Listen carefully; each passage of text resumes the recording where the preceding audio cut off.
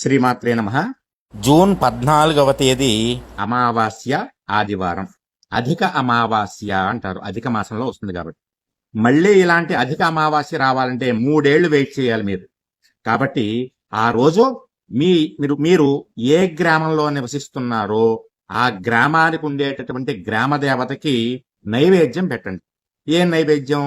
పంచభక్ష పరమాన్నాల నైవేద్యం, లేదా పులిహార నైవేద్యం, లేదా పొంగలి, లేదా పాయసం, లేదా బెల్లం ముక్క, లేదా కొబ్బరికాయ, ఏదో ఒకటి చక్కగా నైవేద్యం పెట్టండి.